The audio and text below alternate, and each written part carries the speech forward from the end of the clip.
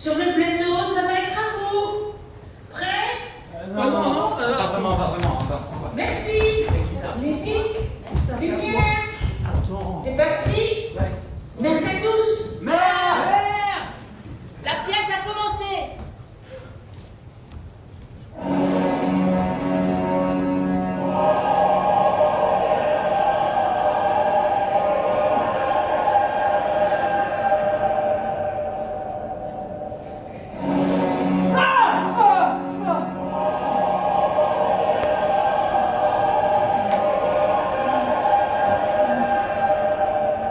À 3 heures du matin, Rudolf Stolberg s'éveilla d'un terrible cauchemar.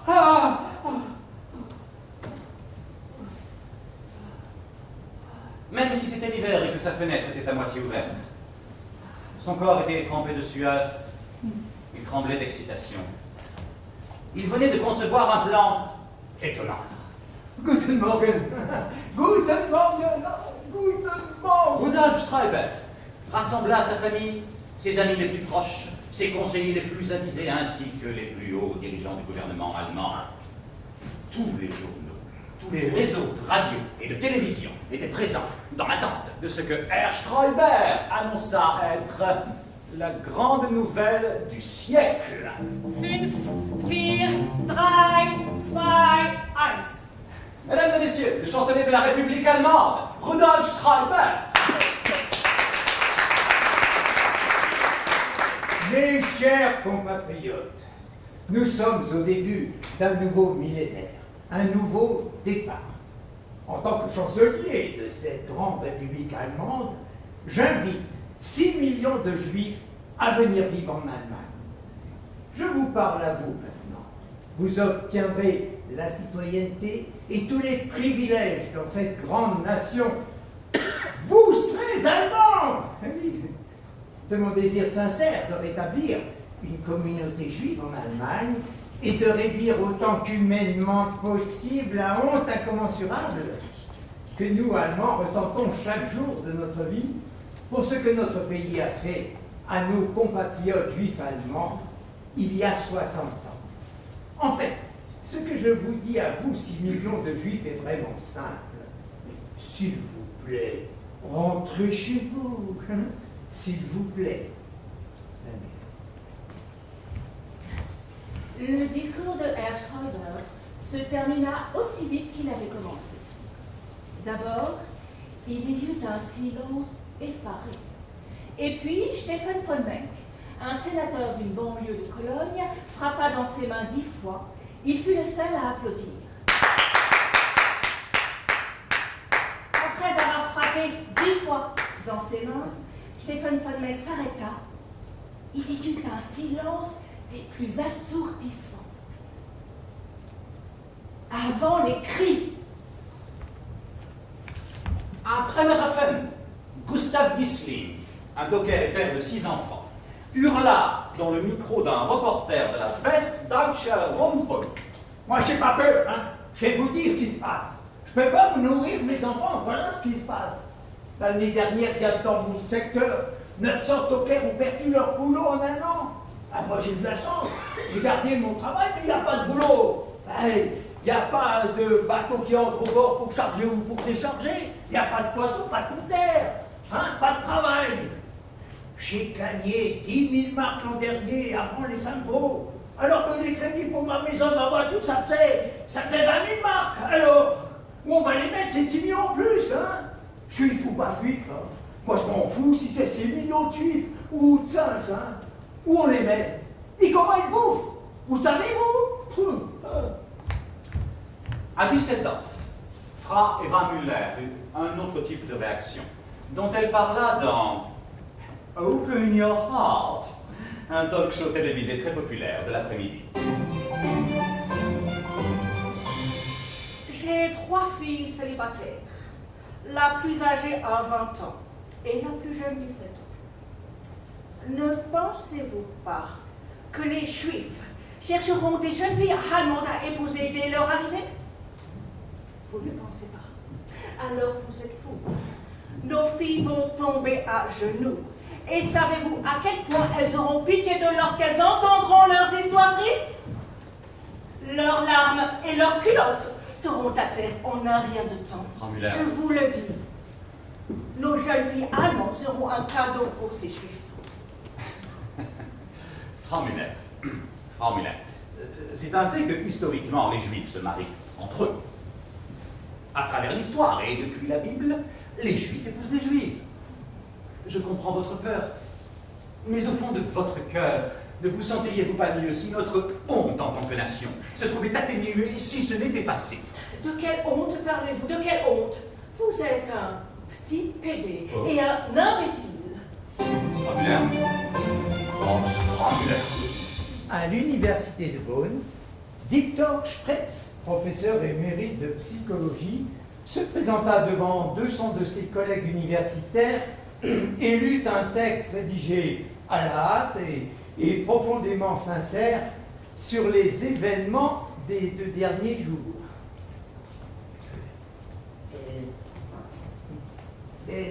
Vous m'entendez là-haut? Vous m'entendez? Oui, c'est bon. Ah, merci. Oui. Bon. Ce que j'ai à vous dire doit être dit calmement, sans que je sois obligé de projeter ma voix comme un acteur. Bon, je vais vous parler tranquillement du fond de mon cœur. Bon, d'habitude, je ne m'intéresse pas à la politique, hein, mais là, ce que propose notre gouvernement m'interpelle au plus haut point. Bon. Oh, j'espère que vous ne croirez pas que je vous mens parce que j'ai des notes. Hein. J'essaierai de ne pas dire tout ce que je dis. J'essaierai de parler spontanément, quand c'est, comment dire, approprié. Oui, quand c'est approprié. Cette république, depuis 60 ans, se noie dans un océan de culpabilité. Hein. Surtout nos enfants, nos jeunes, 2 générations après les crimes honteux de leurs grands-parents contre le peuple juif. Et dans les dernières 48 heures, c'est incroyable, une solution est apportée, oui. Ni par nos philosophes, ni par nos psychanalystes, nos artistes, nos écrivains, et ni par nos ecclésiastiques, hein. Non, et par notre gouvernement. Nous avons été encouragés à accueillir 6 millions de juifs en Allemagne, pour les inviter à vivre ici parmi nous, en tant qu'Allemands, en tant qu'égaux. Et à cela, je dis avec enthousiasme, mais oui, mais cette idée est d'une simplicité si évidente hein, et si facilement réalisable. Merci. D'abord, passé inaperçu au centre de l'auditorium, le docteur Götz Witzenbacher, vice-président du département de psychologie, célèbre spécialiste de Freud et Wittgenstein, monte sur sa chaise et saisit la chance de sa vie. Heil Hitler! Heil Hitler! Heil Hitler! S'ensuit une sorte de chaos. D'abord, le docteur Witzenbacher est hué, puis applaudi par une poignée d'étudiants skinheads du fond de l'auditorium. Mais ensuite, il est jeté au sol et tabassé par Helmut Vogel, jeune professeur prometteur du département d'histoire de l'université. Le docteur Witzenbacher est piétiné par plusieurs jeunes membres importants du corps professoral, y compris les professeurs de sciences, de littérature et d'art plastique, ordures, fumier. Le crâne du docteur Witzenbacher est broyé. Il meurt presque immédiatement.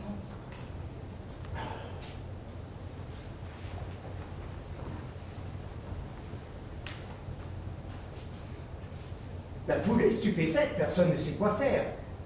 Tous s'éloignent du corps encore tremblant du docteur Witzenbacher, le laissant seul dans la mort face contre terre, au centre de l'auditorium bondé. À peine 3 mois plus tôt, le docteur Witzenbacher avait été sélectionné pour le prix Nobel de sciences. Il était fréquemment invité à d'importantes émissions de télévision allemandes et était connu dans le monde entier comme intellectuel allemand libéral. Quel démon s'était emparé de Götz Witzenbacher? Était-ce une sorte de folie momentanée? En tout cas, cela lui coûtait la vie. La communauté scientifique fut choquée, scandalisée. et profondément attristé.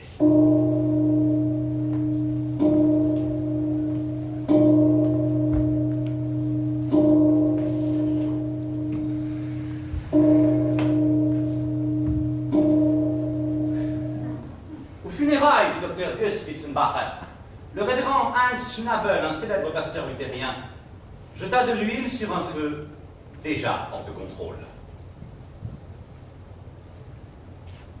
Beaucoup d'entre nous connaissaient le docteur Götz Witzenbacher depuis plusieurs années.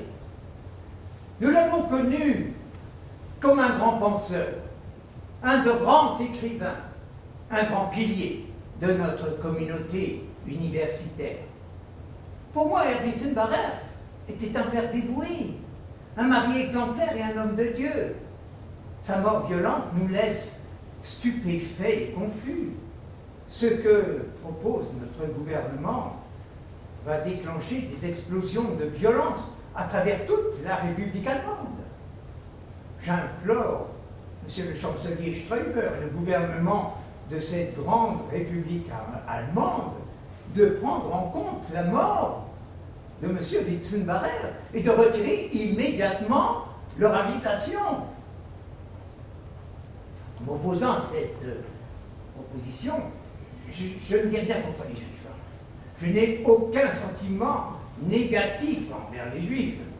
Mais la manière dont notre gouvernement essaye de démonter 60 ans en 60 minutes est impensable. Maintenant, nous devons enterrer notre ami Götz Witzenbacher. Ces 400 étudiants sont sans professeur. Ces 4 enfants sont sans père. Et cette grande République allemande a perdu l'un de ses plus grands penseurs. Recueillons-nous et prions.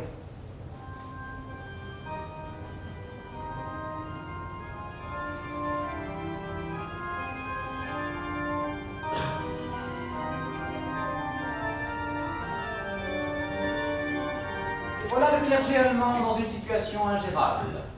La plupart des ecclésiastiques allemands demandèrent la démission immédiate du révérend Schnabel, mais plusieurs personnalités de l'Église, et même certains laïcs, proclamèrent le révérend Schnabel héros allemand des temps modernes. Il portait courageusement ce que beaucoup appelèrent la grande et indéniable vérité allemande.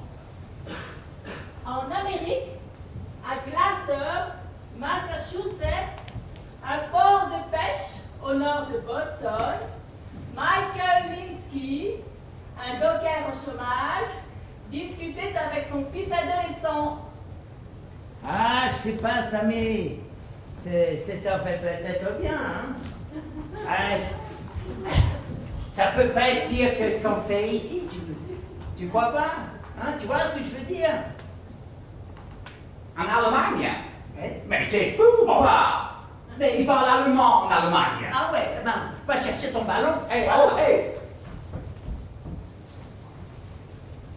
Et à Tel Aviv, en Israël, Betsy Mandelbaum, une rescapée d'Auschwitz, apprit la nouvelle et se mit à pleurer. Ma mère, mon père, mes 2 frères, Edgar et Isaac, ma petite sœur Pika, mes cousins, Asher, Isaac, Izzy, Shem, ma tante Rachel.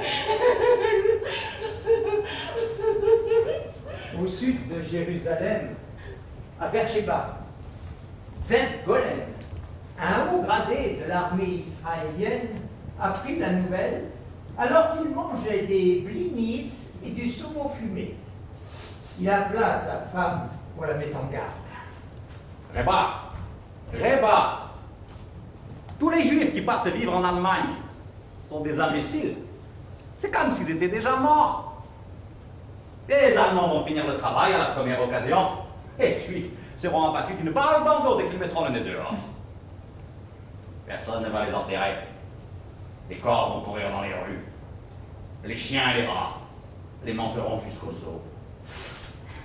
Et à Jérusalem, le rabbin Shlomo Retzman apprit la nouvelle et convoqua les hommes et les femmes les plus intelligents de sa congrégation. Nous devons partir, hein? Nous devons le faire. Nous devons emmener nos jeunes avec nous. Nous devons récupérer cet endroit pour les Juifs. Mais les amis de Ray Brechman n'étaient pas tous d'accord avec lui. J'y préfère planter une couteau dans les cœurs de mon fils, plutôt que de l'envoyer vivre chez les Allemands. Gertrude Moskowitz, qui avait perdu toute sa famille dans les forts de Buchenwald, qui avait été violée à l'âge de 12 ans par des soldats nazis, entra dans une rage folle. Le rabbin Brechman tenta bien de la raisonner, mais en vain.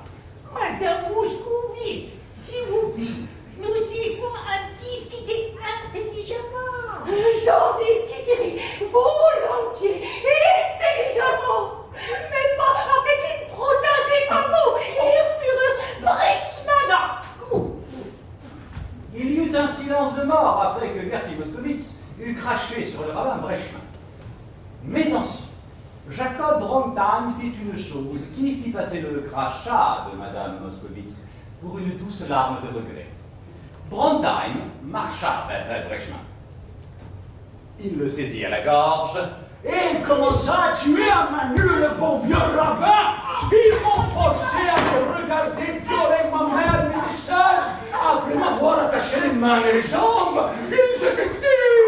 Après ça, ils ont tranché la gorge de ma mère et ils ont amené mes sœurs. Je n'ai jamais revu mes sœurs. Il m'a fallu 3 jours pour me libérer les mains. Et pendant 3 jours, j'ai regardé le cadavre de ma mère. Soudain, la femme de Brontheim, Milly, se mit à crier et à frapper Brontheim, le suppliant d'arrêter. Arrête, Jacob, chérie, arrête, Jacob.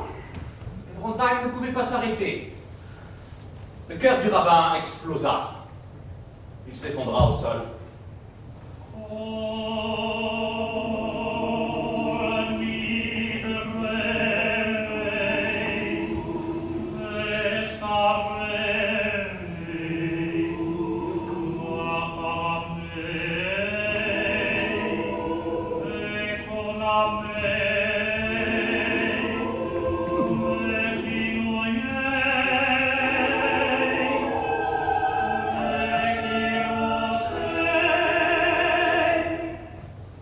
Il est mort.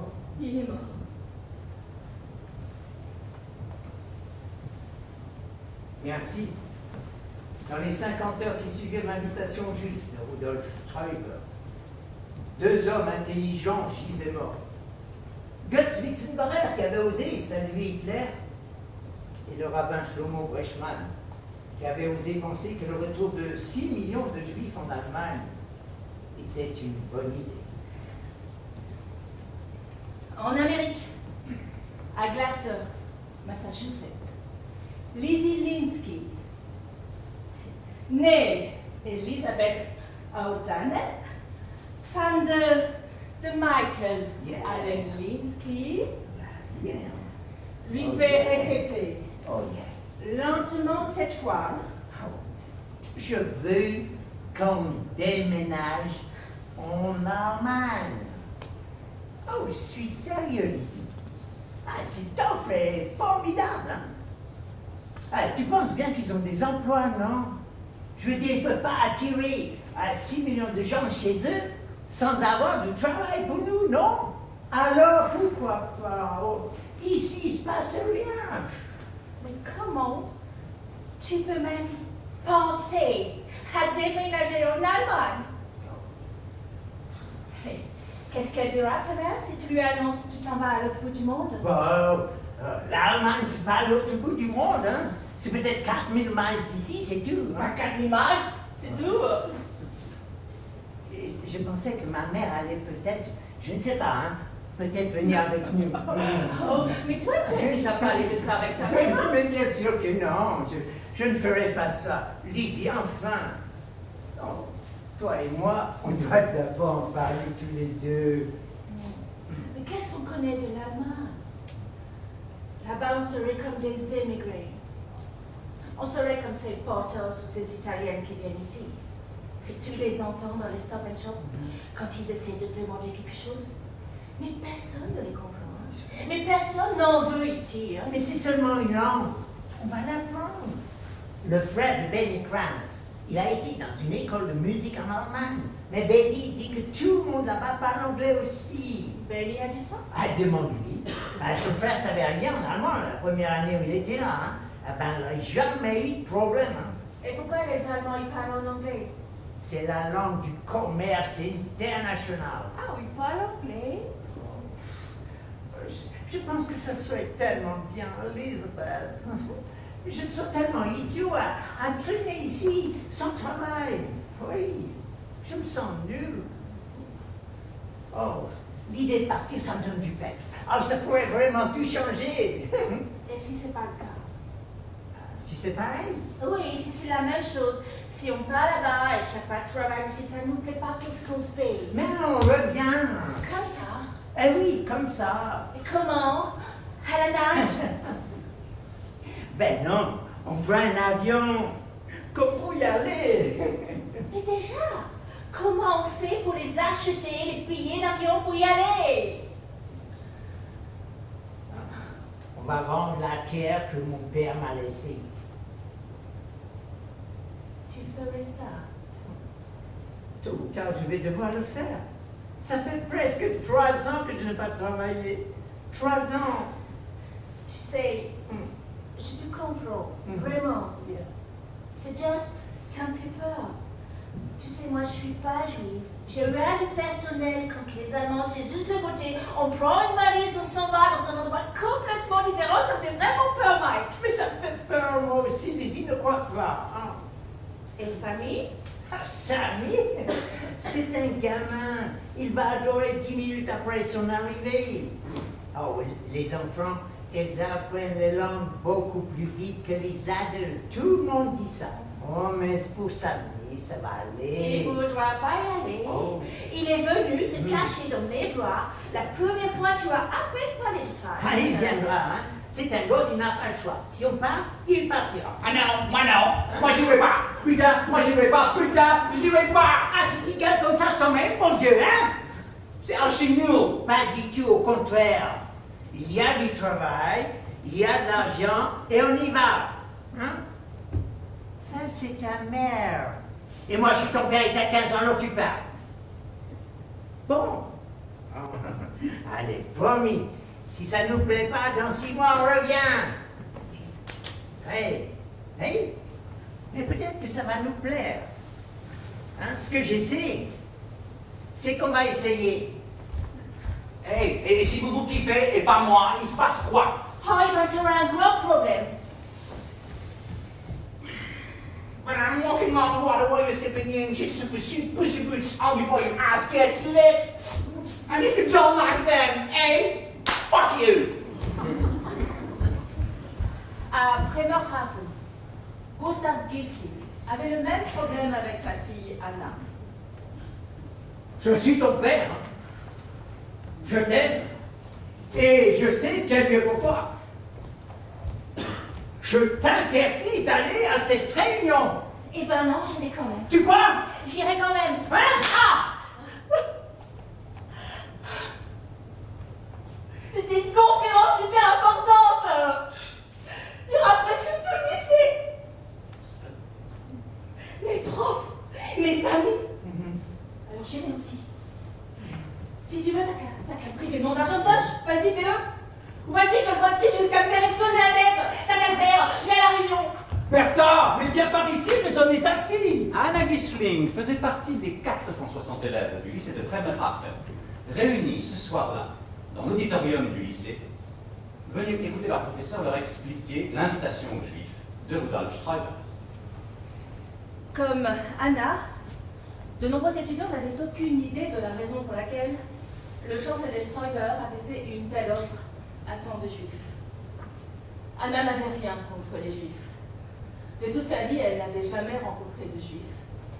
Et pour autant qu'elle le sache, elle n'avait jamais lu un livre d'un écrivain juif, Philippe Roth. ni vu une pièce d'un dramaturge juif, Woody Allen. ni entendu une chanson d'un compositeur juif. Paul Simon.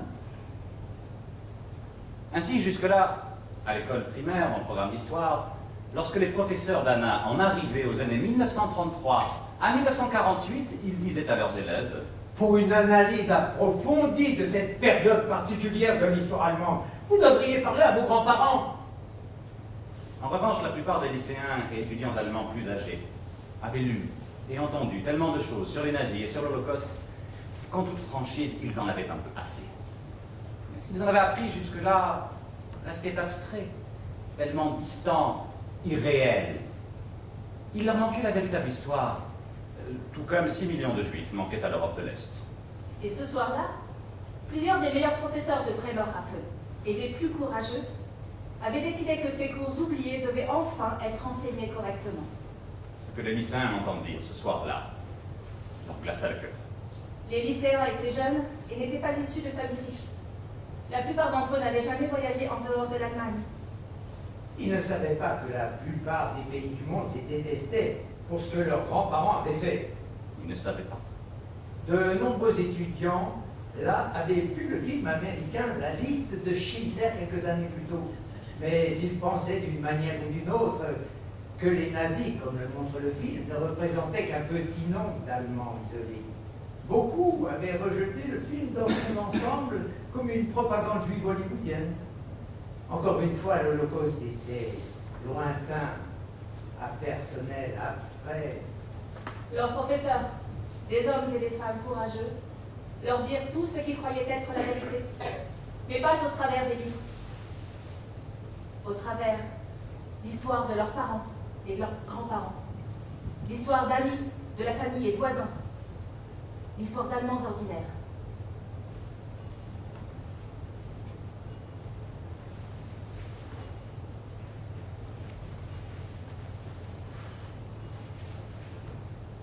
Mon père, Heinz Inde, avait été affecté à un dépôt de train d'où on embarquait les Juifs qui étaient expédiés à Buchenwald. Ma grand-mère, Uta Krebs, a appelé la police et leur a dit qu'une famille de Juifs se cachait dans son immeuble. Ma mère et mon père m'ont assuré que l'Holocauste n'avait jamais existé. Ils m'ont assuré que c'était une invention juive.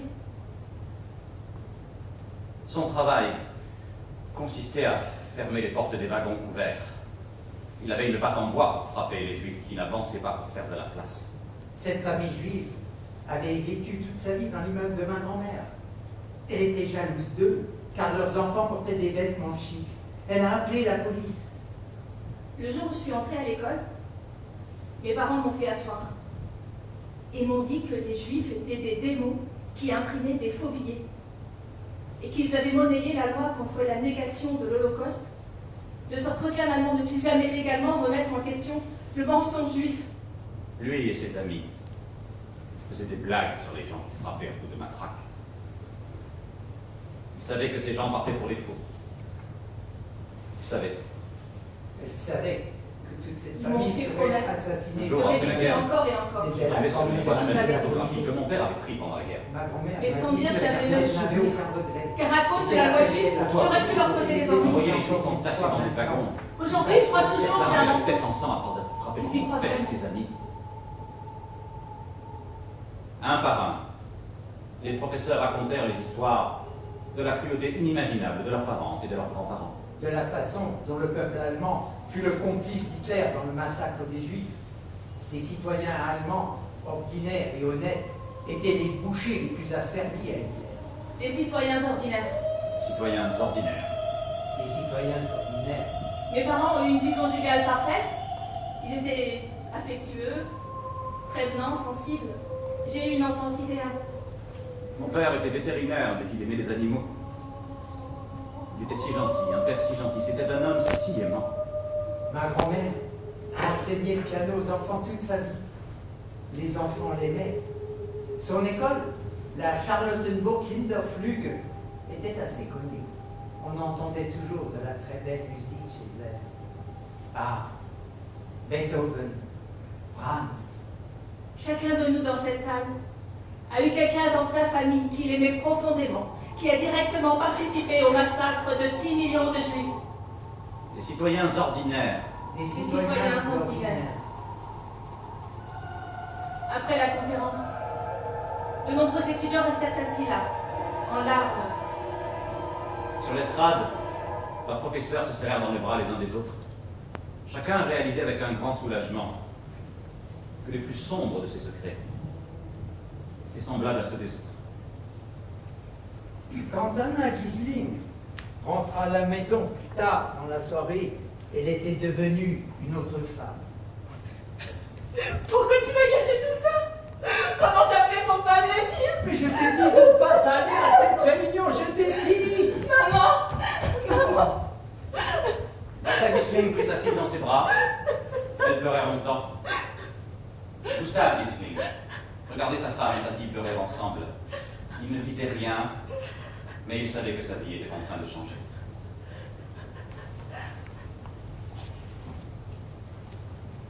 Au sud de Jérusalem, au centre d'Israël, à Beersheba, tout près de la frontière du Jourdain, l'épouse de Zev Golem Reba annonça prudemment à son mari des nouvelles bouleversantes de sa famille en Amérique.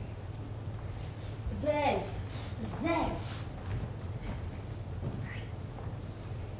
il est fils de ta sœur. C'est lui qui vit dans le Massachusetts.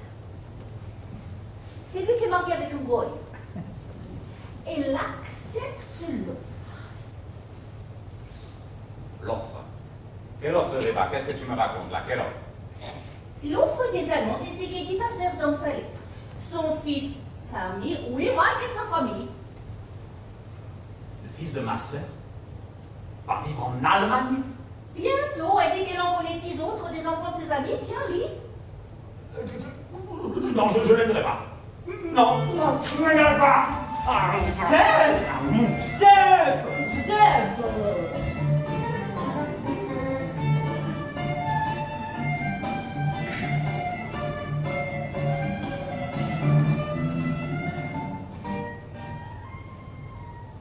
Il neige, Rosensei. Oui, bon Dieu, c'est vrai, Silberstein, ça m'étonne. Et pourquoi ça t'étonne, Rosensei? Parce que je crois que c'est pas de la neige qui tombe. Je pense que c'est autre chose. Ah, je sais que je vais regretter d'avoir posé cette question, mais qu'est-ce que tu penses qu'il tombe, Rosensei? Des sacrées pellicules, Silberstein. Et voilà. Mais ça fait 15 fois que je te le dis, rien que cette semaine. Shampoing, Head and Shoulders. Est-ce que tu m'écoutes? Est-ce que tu m'as écouté une seule fois? Non, j'écoute pas. Et comme ils l'ont gardé, qu'est-ce qu'ils voient? Qu'est-ce qu'ils pensent? Je n'écoute pas. Ils pensent 50% des juifs ont des pellicules. Je n'entends rien. Bon! En Australie, dans un petit village du haut plateau, vivaient 2 vieux juifs, Silberstein et Rosenzweig.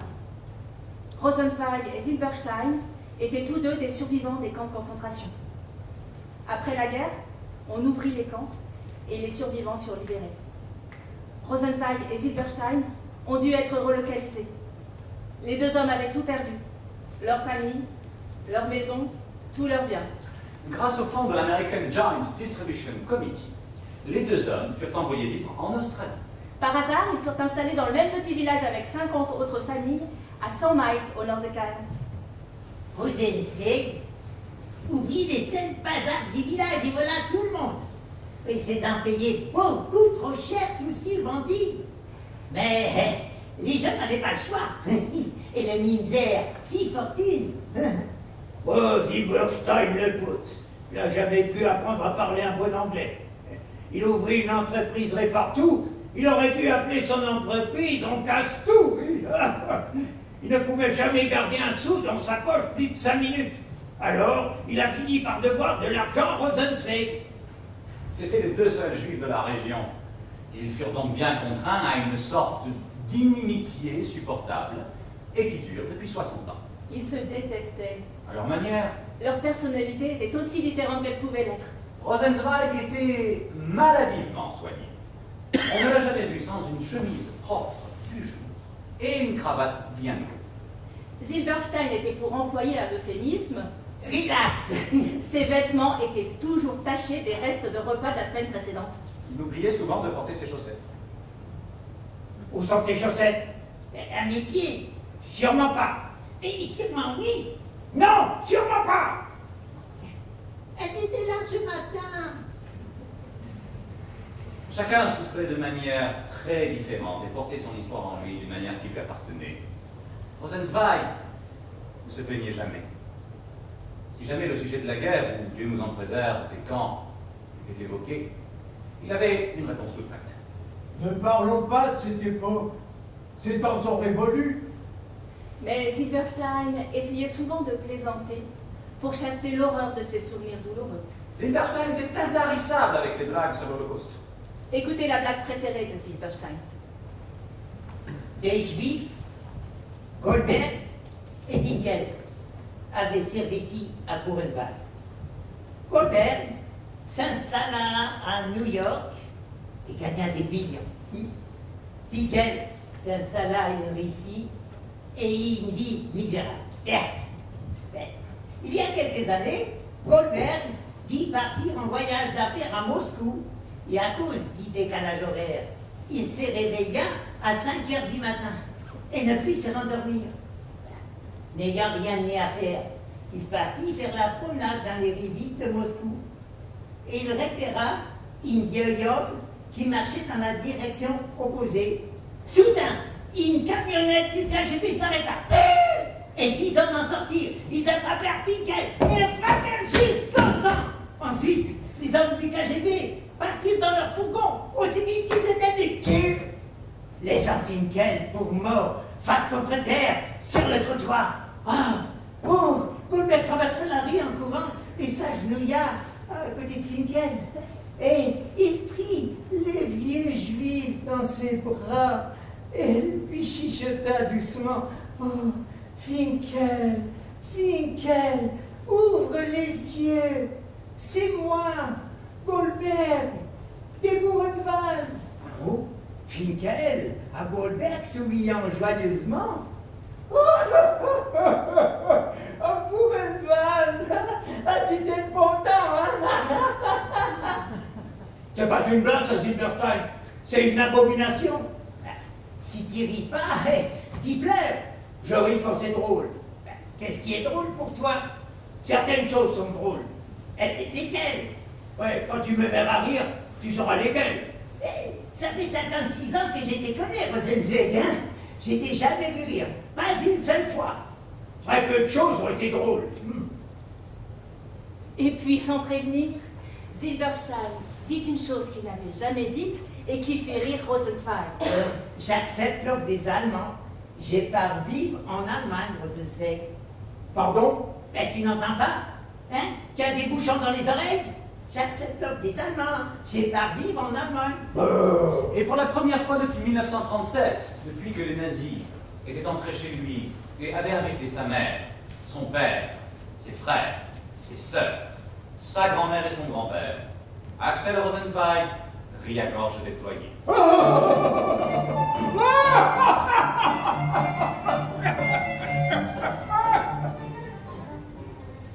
Les premiers juifs qui arrivèrent en Allemagne grâce à la nouvelle loi sur le retour des juifs étaient 2 Québécois francophones. Ils arrivèrent à Bonn, la veille de la cérémonie d'accueil officiel du gouvernement, et se rendirent à la réception du bureau d'inscription du projet, installé dans une jolie maison qui avait été le lieu de naissance de Beethoven.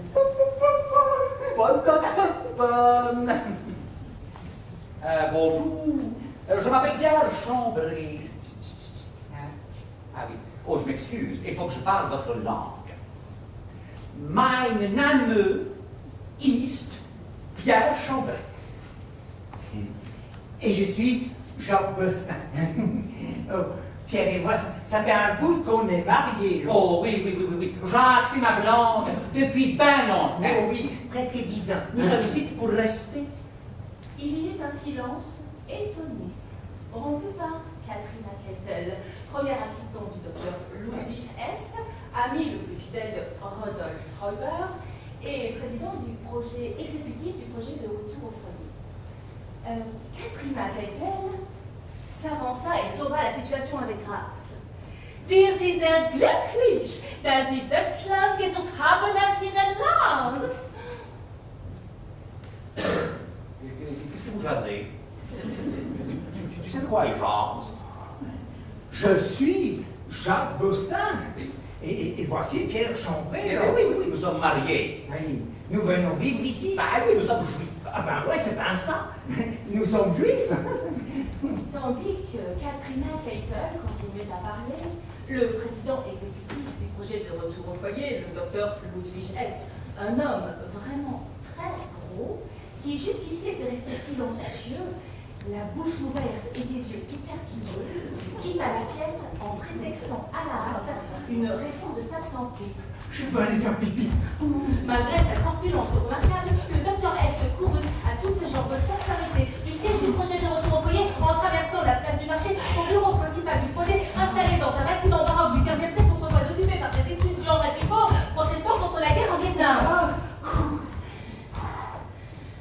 Le chancelier Sträuber était là, devant une pile de 260 000 demandes de citoyenneté allemande. Oh, Rudolf, les deux premiers juifs, ils sont gays. Mais évidemment qu'ils le sont. Pourquoi ne seraient-ils pas? Non, ce sont des Québécois bizarres, Rudolf. Ils se tiennent par la main, ils s'embrassent. Oh. Oui. Sur l'heure, les papiers d'immigration de Pierre et Jacques furent moins conformes qu'ils ne l'étaient initialement. Ils furent envoyés chez eux à Montréal, conduits en fait jusqu'à l'aéroport, dans la limousine blanche du chancelier Ouh, hey, c'est chic and swell. Oh ouais, on a de la luck, hein. C'est juste une toute petite formalité de plus avec vos documents d'immigration. Ce n'est pas du tout grave, hein? On revoit vous ici dans 2 semaines. Ah, ben, d'accord, c'est un bon bargain, ça. Attends-toi dans 2 semaines. Merci à dans 2 semaines, hein. Au revoir, Jacques. Au revoir, Pierre. Oh, bye, Katrina. Elle est cute. J'adore les filles. Oh oui.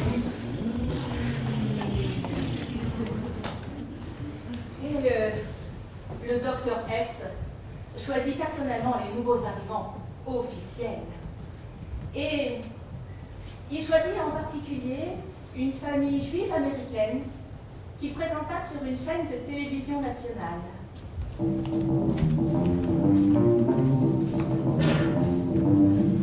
Hello, je m'appelle Mike Linsky. Je suis vraiment honoré. Ben, salut, moi c'est Samulinski. Alors moi je voulais dire que je voulais pas venir et que c'est mes parents qui m'ont forcé. Laisse-moi parler Sammy, s'il te plaît. Ouais, bien.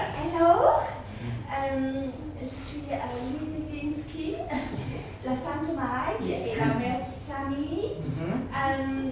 Je veux juste dire que nous sommes vraiment ravis d'être la première famille juive à être accueillie ici en Allemagne dans le cadre du projet de retour au foyer. Nous avons un peu peur, c'est nouveau et nous ne parlons pas allemand évidemment. Oui, mais nous allons apprendre. Nous allons essayer d'apprendre. Quel genre de musique aimez-vous, Sally? Hey, Beastie Boys. Hey, this is Jackson, this Smashing Pumpkins, that's crazy. Hey, make a night like a go to people, they were more of this, sucker baby, sing the DJ, the kind of motor fears. Yeah, shake it, rock, yeah, great. C'est bon, chouette. Et vous, Paulinski, quels sont vos passe-temps préférés? Moi, j'adore l'aérobic et l'équitation. J'adore faire le cheval. Mais ma famille passe d'abord, bien sûr. Nous faisons beaucoup de choses en famille. Mais là, c'est la plus grande chose que nous n'ayons jamais faite ensemble. Venir vivre ici. Et j'espère que nous ferons des amis. Linsky, Yeah. pouvez-vous parler de vous? Oh ouais, bien sûr. Alors, premièrement, je suis un lumper, un docker. Oui. Alors, j'ai grandi dans un village de pêcheurs du Massachusetts. Mon père était pêcheur. Oui. Alors, j'ai commencé à travailler sur les quais quand j'avais peut-être 8 ou 9 ans, avec mon père. Oui. Et j'ai commencé le lundi vers l'âge de 14 ans. Alors, j'ai toujours été un enfant costaud. J'aimais le sport en plein air, j'aimais aussi gagner beaucoup d'argent et du fric. Oh, Lizzie et moi, nous sommes allés à l'école ensemble, de la maternelle jusqu'au lycée. Nos pères ont pêché ensemble pendant des années et des années. Alors Lizzie, elle n'est pas juive, mais on élève Sammy dans la religion juive. Il a fait sa bar mitzvah à la synagogue comme moi. Et Lizzie vient avec nous à la synagogue pour les grandes fêtes. On est très fiers d'être la première famille accueillie en Allemagne dans le cadre de ce projet de retour au foyer. Ah, je prie pour qu'il y ait du travail pour moi dans ma branche sur les quais. Ah, j'adore, j'aime mon travail. Ouais, de là où on vient, c'est fichu. Ouais. Honnêtement, ça faisait 2 ans que j'avais pas de boulot. Alors je prie pour que ça soit mieux ici. C'est pour ça que nous sommes venus. Je bosse dur, je suis honnête. Et maintenant, je suis là. La première apparition télévisée de la famille Linsky sur une chaîne nationale fut un succès. Mike ressemblait à n'importe quel docker allemand. Elisabeth était gentille, intelligente, sexy, mais sans faire concurrence aux femmes allemandes. Et Sammy était le coup de cœur de toutes les lycéennes allemandes. Les Allemands aimaient les Américains. Et ils apprécièrent la famille Linsky énormément. Et la cote de popularité de chancelier Stoiber a augmenté de 6 points en une journée. Il est trop tôt pour se féliciter. Tout ce que nous pouvons dire, c'est que la première famille est ici. Et ce sont des gens vraiment sympas. Herr chancelier Stoiber, combien de temps pensez-vous que 6 millions de nouveaux citoyens juifs mettront pour s'intégrer totalement à la vie allemande? Sincèrement, des années, des années. Oui, nous pouvons les faire venir ici, nous pouvons les aider à démarrer leur vie. Mais l'intégration complète, la vraie fusion, qui est mon rêve, c'est une question de mentalité, c'est une question de temps. Les Linsky s'établirent à Bremerhaven. Et Mike obtint l'un des rares emplois à temps plein sur les quais de Bremerhaven.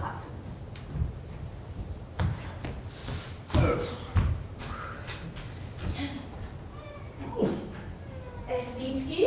Yeah! Linsky, Oh, yeah. comment ça se passe? Ah, ça va vachement bien. Ouais, j'avais vachement peur pour le problème de la langue, mais vous savez, un docker, c'était un docker. Ouais, je veux dire, les conteneuses hantes, elles doivent être déchargées. Ouais, c'est à peu près la même chose ici que là-bas.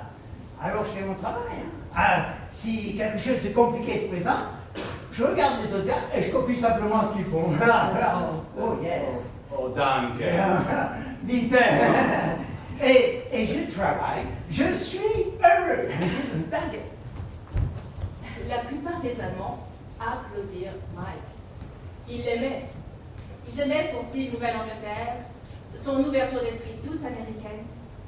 Mais ils aimaient tout particulièrement ce qu'ils appelaient sa Jüdisch Wärme, sa chaleur juive. L'image de l'installation réussie de la famille Linsky fut diffusée dans le monde entier. Moins de 2 semaines plus tard, 1 500 000 nouvelles familles juives inspirées par les Linsky demandèrent la citoyenneté allemande. 1 807 000 personnes étaient déjà arrivées en Allemagne pour vivre une nouvelle vie. Oh, Y compris Pierre. et Jacques. Hey, coucou, bon matin. Hello. On est là. Hello, bon matin. Nous sommes là.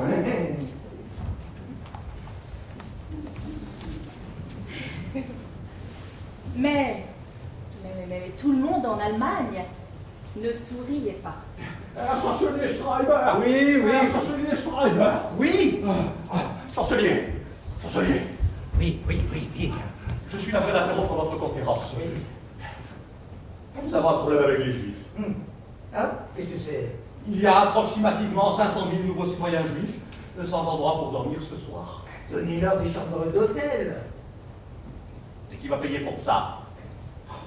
Demandez aux hôtels de faire don de leurs chambres vides. S'ils refusent, obtenez le meilleur prix possible et le gouvernement paiera. Oh, oui, monsieur. Je ferai de mon mieux, monsieur. À Bremerhaven, Gustav Giesling, indigné, assistait à une réunion de dockers au chômage. J'aimerais parler.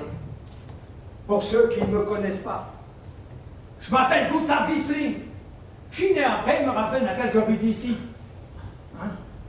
J'ai travaillé sur les quais toute ma vie. Enfin, depuis le lycée. J'ai été vice-président du syndicat des dockers pendant 10 ans. Je suis membre de ce syndicat depuis près de 35 ans. Ce que je vais dire maintenant ne va pas plaire à tout le monde. Les dockers se rapprochèrent. Il connaissait Gustav Gisling depuis des années comme un travailleur acharné et un homme foncièrement honnête, ne craignant absolument rien. Ce que mon père a fait pendant la guerre, c'était son affaire, hein, pas la mienne. Je suis né en 49, dans le pire chaos. Quand j'avais 16 ans, trouver un emploi, c'était presque impossible. J'ai trouvé un travail ici, sur les quais. J'ai travaillé pour rendre ce pays aussi grand qu'il l'est aujourd'hui. J'ai l'intention de continuer. Et si notre gouvernement veut faire cadeau de notre pays à 6 millions de juifs sans emploi, je dis non, je dis stop. Il y a 6 millions d'Allemands au chômage. Mais prenez soin des Allemands d'abord. Un millier de réunions similaires se tenaient en Allemagne ce soir-là. Les chômeurs allemands étaient révoltés par leur gouvernement, qui créait des emplois pour les juifs au lieu de les créer pour les Allemands. Et pire encore, dans certains cas, certains travailleurs allemands étaient remplacés par des juifs.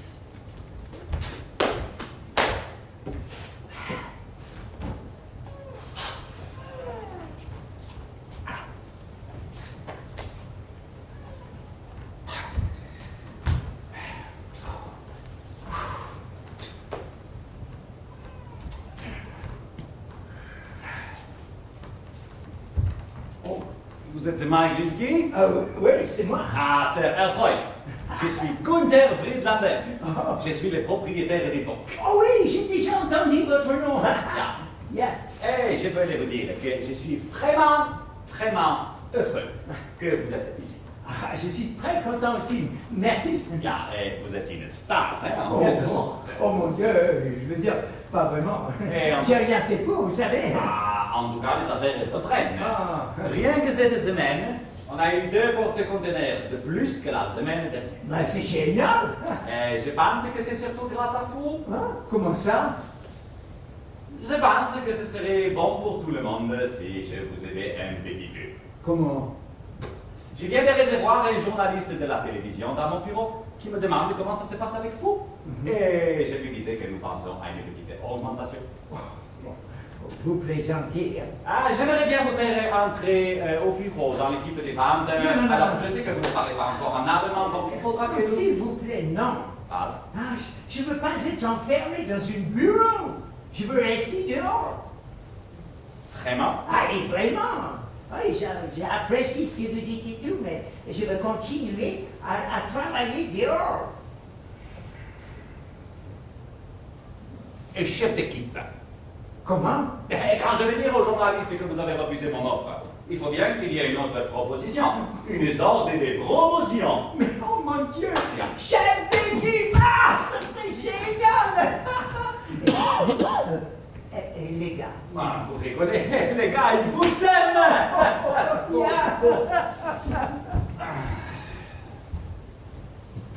Herr Friedlander avait raison. La plupart des collègues de Mike adoraient Mike. Il travaillait dur et c'était après tout une célébrité. Mais Gutsburger, que Mike allait remplacer en tant que chef d'équipe, était loin de l'apprécier. Et si ça me débarque, c'est un outrage! Enfin, Guts, calmez-vous! Vous allez me faire un infarctus. Guts, je ne diminue pas votre salaire. Je vous remets simplement pendant un tout petit moment dans l'équipe. Café, Herr Friedlander. Bitte. Guten Tag, Herr Burger. Bonjour, Frau Jocelyne. Ça va vite changer. Et pour l'instant, les Juifs sont très populaires. Et il se trouve que nous en avons un de très célèbre. Et que les affaires reprennent grâce à lui.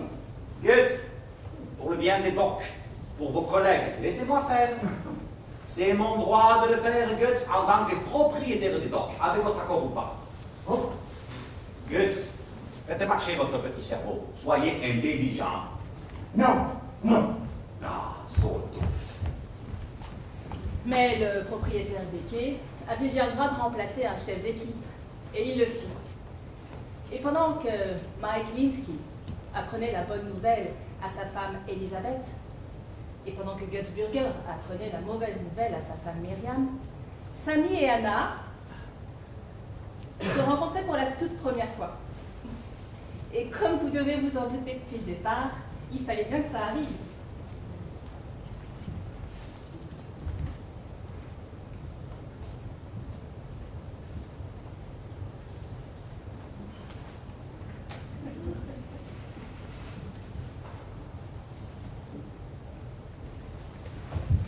Salut. Tu parles anglais? Ouais. Oh, génial. Pourquoi? Parce que j'arrête pas de te regarder depuis 3 jours environ, en cours de biologie, et j'espérais vraiment que tu parlais anglais. Bah ouais, je vais.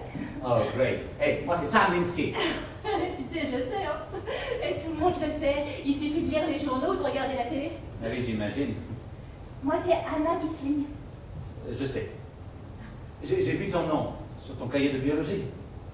Là, je t'ai vu regarder. Et tu commences un peu à parler allemand? Oh ouais, non, juste des bases, hein. J'ai appris quelques trucs. Attends, je sais dire où est le bus pour Friedrichstraße. Alors, wo fahrt ein Bus ab Friedrichstraße vite? Pardon. Mais j'ai bien appris ça le premier jour. Sinon, je ne serais jamais rentré chez moi après l'école. Et je sais aussi dire quand est le prochain bus. Alors ça, c'est Wann fahrt der nächste Bus? Vite. Pardon. Et puis ça, la nourriture de base en Allemagne. Ich hätte gern Schinkenspeck Fleisch. Tu manges du chicken steak? Ouais, Schinkenspeck. C'est un mot rigolo, ça, hein? Schinkenspeck. L'allemand, c'est pas des mots rigolos. Des fois, je me dis, les Allemands, ils doivent bien se marrer quand ils s'entendent parler. Ok, c'est pour ça que tu dis toujours pardon après Peter? C'est comme ça que tu dis Peter? Et je croyais que les Juifs, ils mangeaient pas le chicken steak. Ah ben, je sais pas. Peut-être, nous, on en mange, hein. Peut-être parce que ma mère, elle n'est pas juive et c'est elle qui fait la cuisine. Remarque, mon père est juif, il la mange aussi. Mais il n'est pas du tout pratique. Alors que moi, oui, moi je pratique. Pas beaucoup, mais plus que lui. Bon, c'est ringard de pas manger de Schinkenspeck. On appelle ça le bacon. Ah, je connais le bacon. Ouais, moi j'ai toujours mangé mes œufs au bacon tous les matins à 4 heures avec mon père. Oh, tu te lèves à 4 h du mat? Ouais, avec mon père. Après lui, il part travailler, moi je retourne me coucher jusqu'à ce que c'est l'heure de l'école. Ma mère c'est pareil, elle est debout à 4 heures, elle retourne se coucher, et elle se relève à 7h30, comme moi. Ouais, c'est un peu nul, mais... Mais nous aussi, on se lève tous à 4 h du mat, comme chez toi. Ah ouais? Parce que mon père, il commence à travailler à 5 h. Oh, mais qu'est-ce qu'il fait? Il est docker. Oh. Il travaille sur les docks. Il décharge les bateaux sur le même quai que ton père. Tu blagues? Sam et Anna restèrent ensemble pendant 4 heures, découvrant toutes leurs étonnantes similitudes et leurs différences. Et ils ratèrent le lieu suivant, der nächste Bus ab Friedrichstraße, choisissant de marcher ensemble, de parler, de tomber amoureux. T'aimes vraiment les Beastie Boys? Ah ouais, c'est du dead crap. Say, hey, make another record called The People They Want More This, with every city they can take, the top of the beats, shake you rock, ouais, c'est du dead. Ah, il faut que je les réécoute. Ouais, ben, je vais te faire écouter des morceaux de False Music, mais il faut que tu lises les paroles, les 5 ou 6 premières fois que tu écoutes. Et sinon, tu comprends rien.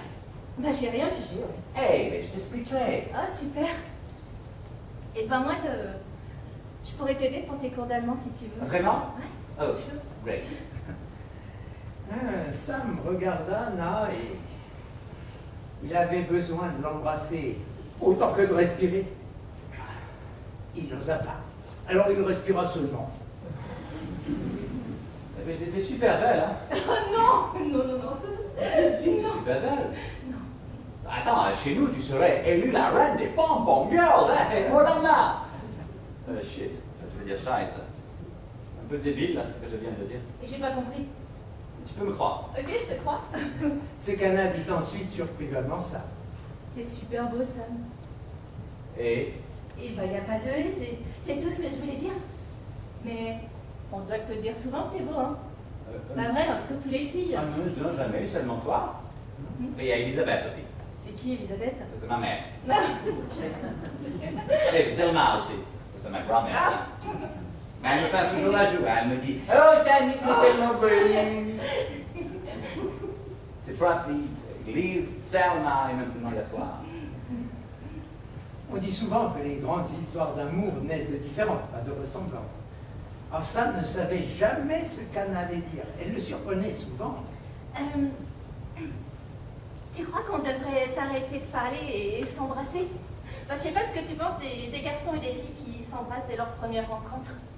Je sais pas, j'en pense pas grand-chose. Enfin, moi, ça ne m'a pas arrivé des masses. Hein. Enfin, si, une fois, une fille, Maxine, est arrivée en 6e. On s'est embrassé la première fois qu'on s'est rencontrés. On rentrait chez moi par la plage, et je l'ai embrassée. Et alors? Et après, elle ne me parlait plus. Elle est rentrée chez elle avec Brian O'Jana. Sam demanda à Anna si elle avait eu beaucoup de petits amis. Ouais, non, j'ai pas le droit d'avoir des petits copains. Ah bon? Mais quoi, tu veux être genre bonne sœur allemande? Non, pas du tout. C'est mon père, il est hyper sévère avec nous. Et Anna parla à Sam de ses parents, de ses frères et sœurs, et puis Sam parla de sa famille. J'ai eu un frère, mais il est mort. Oh non. Mais j'étais pas né, moi. Il s'est noyé quand il était petit, il est tombé du bateau de mon oncle. Il avait 2 ans, je crois. Quelle horreur! Mais au fond, j'ai toujours pensé que c'était mieux pour moi. Parce que mes parents, ils me voulaient vraiment, ils n'arrêtent pas de me le dire. Anna demanda à Sam si le fait d'être fils unique, c'était difficile à vivre. Eh bien, je sais pas. Je crois pas. Je crois que ça m'a surtout appris à être un bon nageur. Oh, c'est horrible! Mais t'es marrant. Ah, tu trouves? Oui, carrément. Ah ben alors, je suis tout à fait d'accord pour qu'on s'embrasse. Parce que je ris à tes blagues. Mais oui, parce que tu ris à mes blagues. Et c'est ainsi que Sam Linsky, américain juif, et Anna Gisling, allemande luthérienne, partagèrent un parfait premier baiser, plein d'exploration, de douceur et de bienveillance, et sans aucune culpabilité. Waouh! Ouais. Et c'était vachement bien. Je suis super content qu'on se soit embrassé. Oh, bah, moi aussi. Et puis, avant le premier baiser, on se demande toujours s'il faut ou pas. J'y ai pensé sans arrêt, je peux bien te le dire maintenant. Et ben moi, tu sais, je crois que c'est après avoir embrassé un garçon que tu peux commencer à lui parler et apprendre à connaître. Mais tu me promets de ne jamais en parler à mon père. Ah, promis. Ben toi, jure-moi de jamais dire à ma grand-mère que t'es allemande. Mais je vais dire quoi? Je sais pas, on va trouver un truc. Genre coréenne. Non. Ça te dit un deuxième baiser? Oh, avis très favorable. Au moment même où les lèvres d'Anna et de Samy se rencontraient pour la 2e fois, Max Silberstein arriva au centre de projet du retour au foyer à Beaune. Il était épuisé. Vous savez combien d'heures il faut pour voler des Cairns en Australie à Bonn en Allemagne? Je vais vous dire, 100! Vous savez combien de cacahuètes vous pouvez manger en 100 heures, hein? Maximilian Silberstein était le doyen des nouveaux citoyens juifs arrivés en Allemagne pour le projet de retour au foyer. C'était également le premier survivant d'un camp de concentration à demander la citoyenneté allemande en vertu de la nouvelle loi. Il était aussi le premier nouveau citoyen à avoir déjà eu la nationalité allemande bien avant, au temps de l'Allemagne pré-hitlérienne. Où êtes-vous né, Herr Silberstein? Et ici et là. Voilà. Ici et là. Ici et là. Ici et là, dans quel pays? Ah, je ne me souviens plus, hein. Vous n'avez aucune idée? Aucune. J'ai vécu en Australie depuis près de 60 ans. Alors, on peut mettre là, Australie. Mais je n'y suis pas né. J'ai été relocalisé là-bas. Vous ne seriez pas né en Pologne? FG peut-être, hein. En réalité, Silberstein était né à Berlin, dans un quartier ouvrier appelé Charlottenburg. Silberstein se souvenait de son enfance, avec précision. Son père avait été acteur dans la compagnie qui avait créé les premières pièces de Bertolt Brecht. Son père, Zeli Silberstein, avait gagné en popularité en 1930, au moment même où Hitler gagnait le pouvoir politique. Silberstein n'était pas une famille riche, mais ils étaient aisés. Ils avaient une jolie maison qui donnait sur la rivière Spree. Ils étaient aimants, éduqués et raffinés. Son père, Zeli Silberstein, fut arrêté sur scène, au milieu d'une représentation de Georges Bernard Shaw, dans laquelle Il interprétait le rôle d'un majordome. Son père avait dit à sa famille 1000 fois que ce qui arrivait aux autres juifs en Allemagne ne pourrait jamais leur arriver. Ils étaient allemands, intellectuels, ils étaient en sécurité. Il s'est trompé. Hitler se servit du pseudo-crime contre l'État de Seelis Silberstein pour en faire un exemple dégradant. L'acteur juif populaire fut arrêté et humilié devant un public ahuri. Sa doublure avait répété, était prête à reprendre le rôle de Silberstein en pleine représentation et elle le fit. Mon père a été menotté et emmené. Et les pro-Hitler dans le public criaient « Juda! Juda! Youpa! Youpa !» Mon père pleurait. Sa doublure entra à Jardin alors que Seelis Silberstein sortait à court. Et le spectacle continua. À 20h15, au moment même de l'arrestation de Seelis Silberstein sur scène, la police entra au domicile de la famille Silberstein à Charlottenburg et arrêta la femme de Seelis Silberstein, sa mère, son père mourant, sa sœur, sa fille. Le plus jeune fils de Silberstein, Maxime, n'était pas dans la maison. Le petit garçon de 7 ans était assis sur les marches à l'arrière du théâtre, effrayé, pleurant, regardant son père emmené par la police, entendant les gardes dispersés dans le public par Hitler hurler « Juda! Juda !»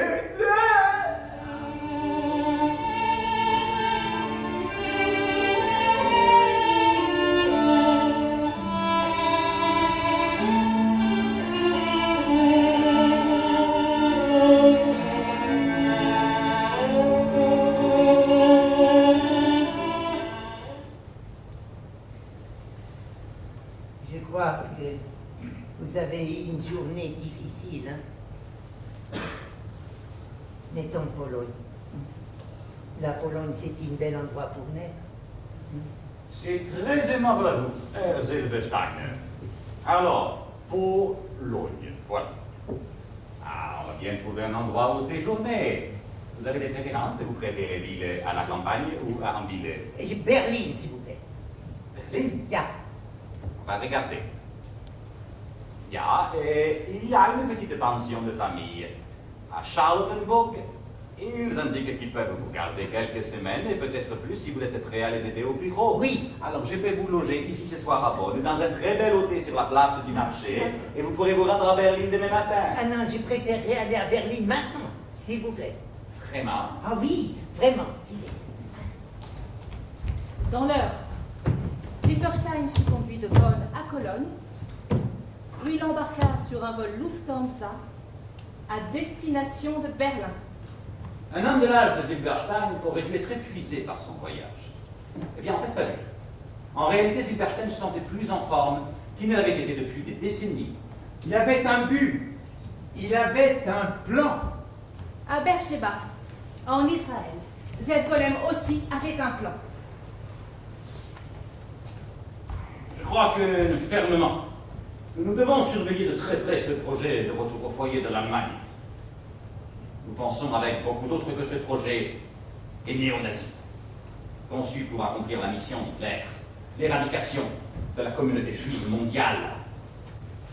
Nous devons maintenir la présence militaire la plus forte possible en Allemagne dès aujourd'hui. Zev Golem avait organisé une réunion rassemblant une centaine de militants juifs de conscience, tous membres d'une armée secrète juive appelée Juifs pour toujours. Parmi eux, il y avait une Tchèque, Rivka Borenstein, chef du comité des femmes. Si vous pensez qu'ils n'ont pas l'intention de massacrer encore 6 millions de juifs, vous êtes fous. Ce sont des Allemands. Ils sont nés pour tuer des juifs. Ils n'existent que pour tuer des juifs. Pouvons-nous demander à Rivka Borenstein et à Zev Golem ce qu'ils proposent au comité exécutif en particulier? Nous devons organiser des sections juives en Allemagne, immédiatement. J'irai vivre en Allemagne dans ce but dès que possible. Moi aussi. Zev Golem et moi parlons un très bon allemand, nous pourrons facilement nous cacher. Nous vous proposons d'aller vivre en Allemagne comme des nouveaux citoyens Streuber dans le cadre de ce programme de retour au foyer. Nos amis déjà sur place pourront s'occuper des papiers nécessaires J'ai tout vérifié, Zev Golem et moi avons été sélectionnés. Une fois sur place, nous pourrons nous organiser. Nous devons être en mesure de diffuser immédiatement dans le monde entier des informations dès que les Allemands recommenceront à tuer des Juifs. Nous devons également être capables de riposter militairement. C'est notre travail. Nous sommes la police des Juifs du monde. Personne ne s'y opposera dans ce comité. Nous vous soutenons entièrement. Et que Dieu soit avec vous. Et c'est ainsi que Rivka Borenstein et Zev Golem vinrent à émigrer en Allemagne en tant que nouveaux citoyens juifs. Rivka, fais attention. Ça va être à nous bientôt là. Avec le gros homme.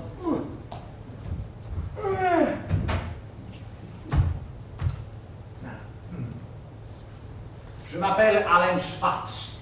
Et je suis sa femme, Madame Schwartz.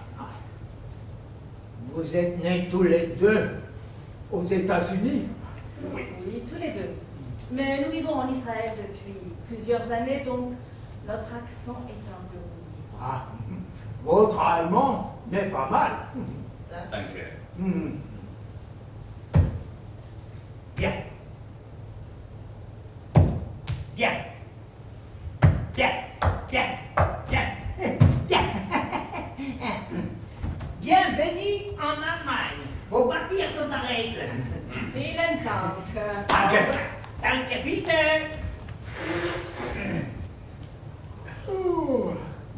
Next. Mike Linsky passa sa première journée en tant que chef d'équipe avec un sourire jusqu'aux oreilles qui ne le quitta pas. Ce soir-là, au dîner, il n'avait que des éloges pour son nouveau pays. 1, 2, 3, 4, 1, 2, 3,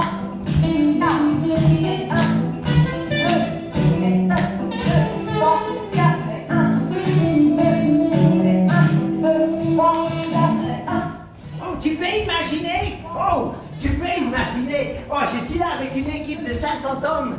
Oui, des caméras à télévision partout. Oui, 3 volontaires qui attendent que nous. Hein? Oh, tu peux croire ça, toi? Bon, les affaires vont de mieux en mieux. Et tout le monde dit que c'est grâce à moi, hein, tout le monde. Herr Friedlander, Günther. Mais je suis censé l'appeler par son prénom. Günther. C'est le propriétaire des quais. Oh, il a donné cette interview en disant qu'il va créer 50 emplois. Oui, il va embaucher 25 nouveaux. Tous des nouveaux citoyens. Oui, imagine. Mais tout le monde après Northaven n'était pas aussi euphorique que Mike Linsky. Gustav Wissling, par exemple, avait été complètement choqué par la décision de Günther Friedlander d'embaucher 25 nouveaux citoyens juifs pour travailler sur les quais. Il y a 10 millions d'Allemands sans travail. 10 millions.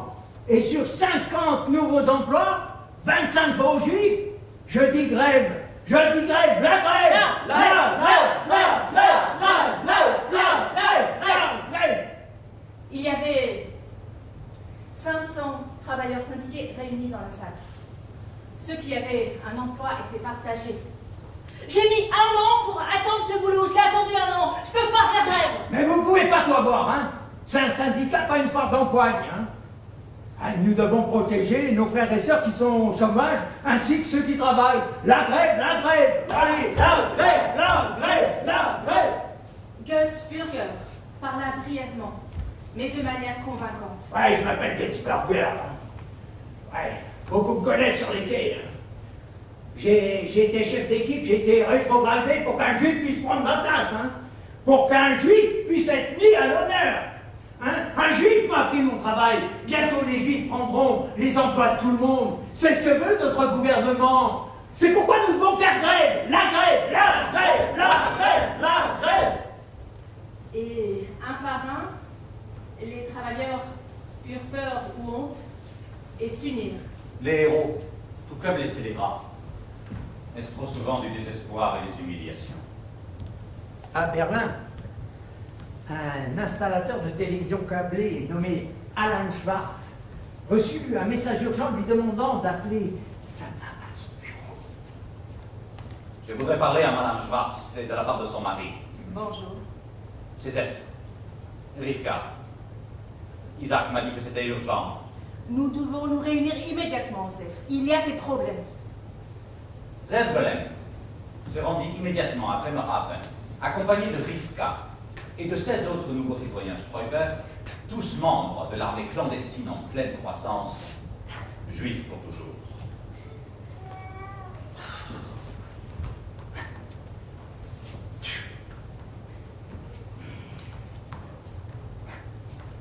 Oh, Vous êtes Mike Linsky. ouais, c'est moi.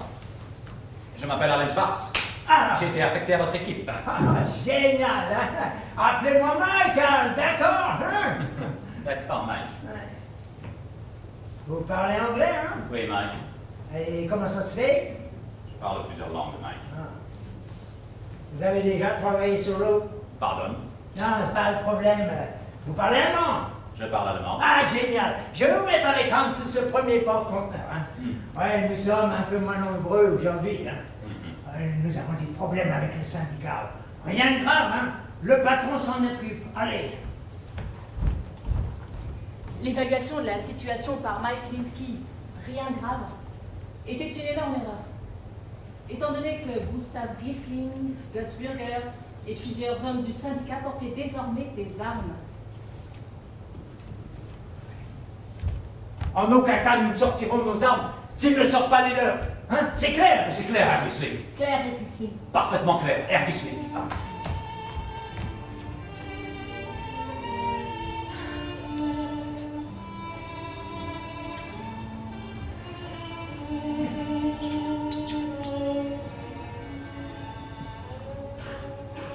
Chaque matin, Maximilian Silberstein se réveillait à 5 heures et quittait sa chambre douillette du numéro 25 de la Hardenbergstrasse, traversait 6 pâtés de maison pour s'arrêter et regarder le numéro 16 de la Triebestrasse.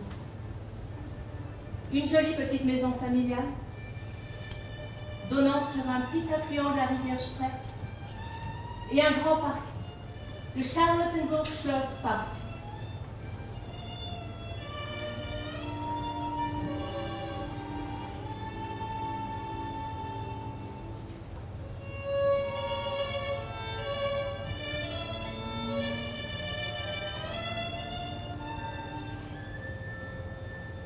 Maximilian Silberstein avait passé son enfance dans cette maison, jusqu'à l'arrestation de son père. Ce matin, Silberstein marcha près de 40 minutes le long de l'Autour-Allée, jusqu'à un immeuble banal de 4 étages sans ascenseur, au numéro 12 de la Friedrichstrasse. C'est là que le petit Maxi Silberstein vivait lorsqu'il fut arrêté, puis envoyé à Buchenwald. Il ouvrit la porte de l'immeuble, y entra, monta les marches jusqu'au 3e étage et frappa à la porte. Une femme de 65 ans lui ouvrit. Son nom était Elsa Krebs.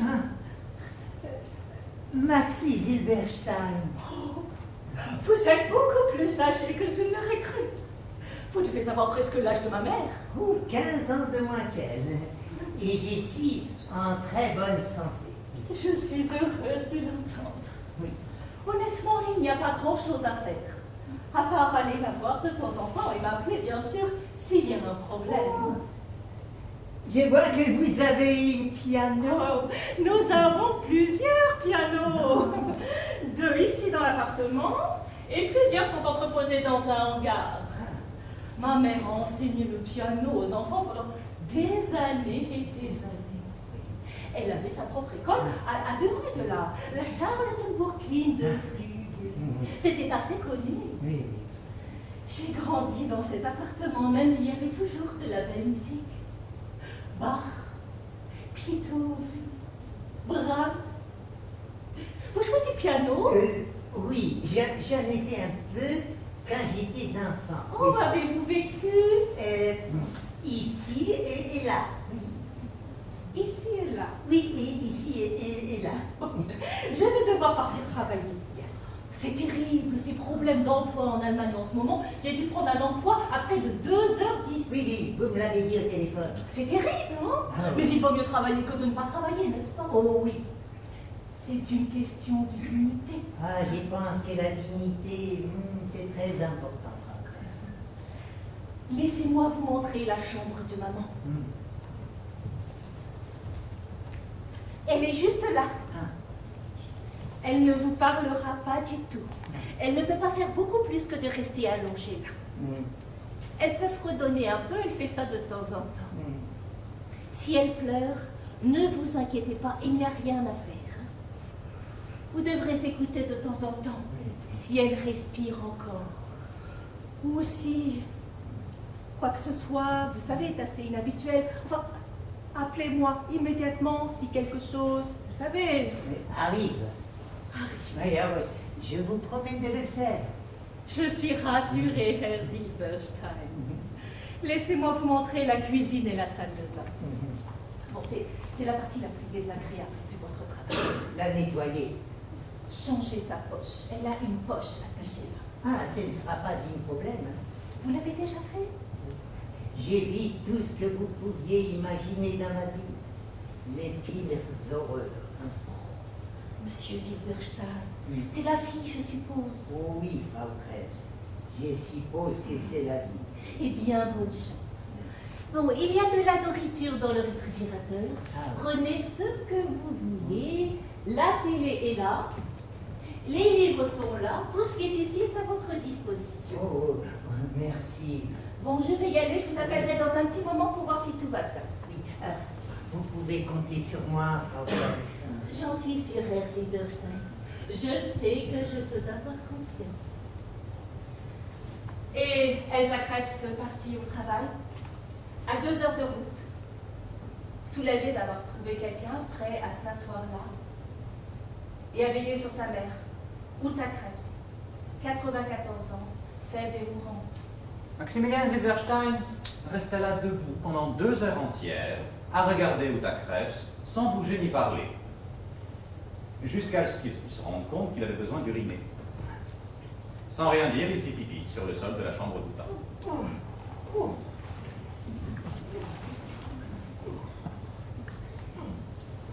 Une fois soulagé, il commença à parler à Uta Krebs. Tranquillement, doucement, se soulageant à l'heure des pensées qu'il avait gardées enfouies pendant des années et des années. Au début, la voix de Silberstein était celle d'un enfant. Bonjour. C'est moi, Frau Krebs. Maxi Silberstein, de l'étage au-dessus. Je suis descendue pour ma leçon. Hein? C'était ma main gauche qui vous dérangeait, n'est-ce pas, Frau Krebs? Vous avez toujours dit que ma main gauche était paresseuse, oui. C'est une chose incroyable, ce que notre cerveau choisit de se souvenir dans la vie, n'est-ce pas? Je veux dire, ça m'étonne tout ce dont j'arrive à me souvenir. Je me souviens de vos seins, de vos tétons surtout. Oui, vous nourrissiez votre fille pendant ma leçon de piano. Oui, vous ne pouviez pas avoir plus de 25 ans, j'en avais 11. Oui. Vous savez, ce matin, quand je me suis présentée ici, et je m'attendais à ce que votre fille vous ressemble. Je m'attendais à être choquée par la ressemblance. Mais non, elle ressemblait plus à votre grand-mère qu'à vous. Oui, je veux dire, elle était 3 fois plus âgée que vous. Ah, vos tétons étaient pleins et blancs, avec des veines bleues.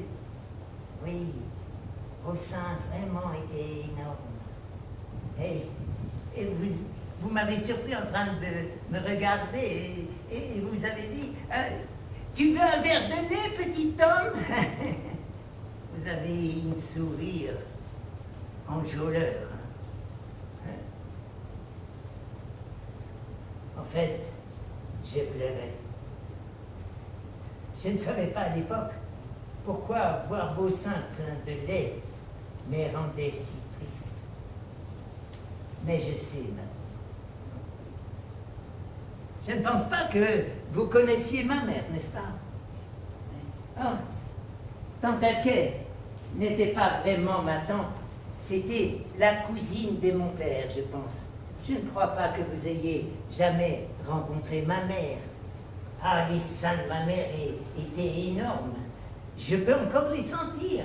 Imaginez, presque 80 ans plus tard, je peux encore les sentir. Et parfois, j'y reste longtemps sans me laver. Et comme ça, j'ai pu avoir la même odeur sur mon propre corps. Ah, c'était si gentil de la part de tante Elke de me recueillir, n'est-ce pas? Elle était si gentille avec moi. Oh, elle n'a jamais essayé d'être ma mère, hein, pas une seule fois. Elle me le disait juste comme ça. Je ne suis pas ta mère, Maxie. Je ne serai jamais ta mère. Ta mère était une ange. Oui, tout comme tante Elke, Frau Krebs. Elle m'a pris dans sa famille comme si j'étais l'un des siens. Elle m'a tenu la nuit dans ses bras jusqu'à ce que je m'endorme. Et parfois, quand je rêvais et que je me réveillais en pleurant, elle était déjà dans mon lit. Comme si elle savait que je faisais ce rêve. Et elle venait dans mon lit pour être près de moi quand je me réveillais en pleurant. J'ai trouvé une remède à mes mauvais rêves, Frau Krebs. Je ne dors jamais. Si vous ne dormez pas, vous ne pouvez pas rêver. Vous ne pouvez pas vous réveiller avec cette peur. Et tante Elke a dit que vous avez appelé la police et que vous nous avez dénoncés parce que vous étiez jalouse de nos habits. Ah, tante Elke confectionnait les plus beaux habits qui soient. Tante Elke disait qu'on devrait vous pardonner d'avoir appelé la police. Tante Elke disait qu'il n'y avait rien de bon à détester les gens. C'était comme une poison à haïr les gens. C'est ça que ma tante Elke a essayé de m'apprendre. De la même manière que vous avez essayé de m'apprendre à jouer du piano. Vous avez échoué toutes les deux.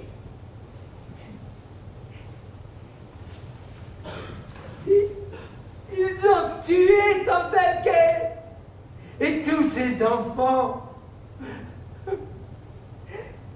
J'étais sauvé parce que le major Daniel Reitz, il avait vu mon père jouer dans une pièce d'Ernst Stoller 3 fois. Mon père l'avait fait rire 3 fois. Alors il a laissé vivre son fils. À Buchenwald, pendant longtemps, j'ai eu peur de mourir. Et puis ensuite, j'ai eu peur de vivre. Pendant 60 ans environ, j'ai pensé que je vous retrouverais un jour, Frau Krebs, et que je vous tuerais. C'était comme une sorte de rêve agréable pour moi que de vous imaginer juste là, et moi juste ici, capable de vous tuer si facilement. Je ne vais pas vous tuer, Frau Krebs. Je viendrai ici tous les jours et je vous dirai tout ce dont je me souviens. Et vous écouterez. Je sais que vous m'entendez, Uta. J'en suis sûr et certain.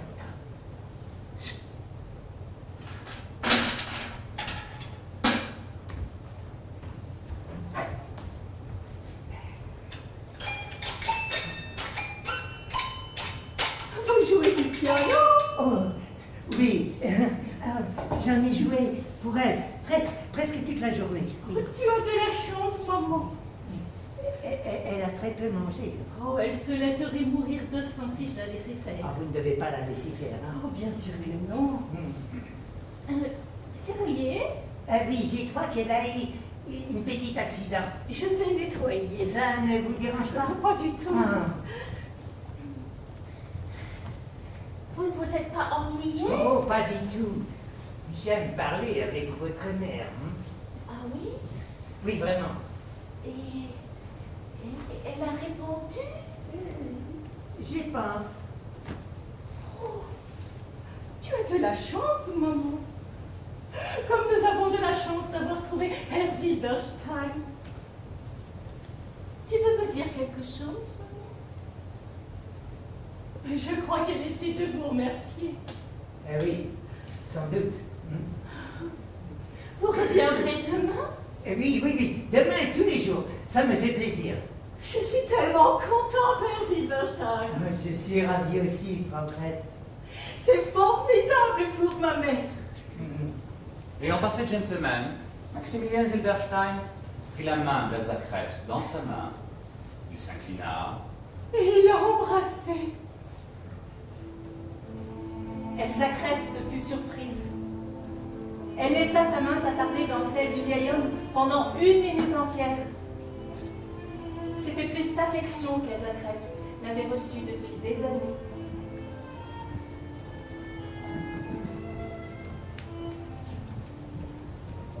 Sam Linsky et Anna Gisling cherchaient un point pour s'embrasser. Ils devaient rejoindre à vélo un pique-nique organisé par leur lycée. La route vers le lieu du pique-nique était quelque peu détournée.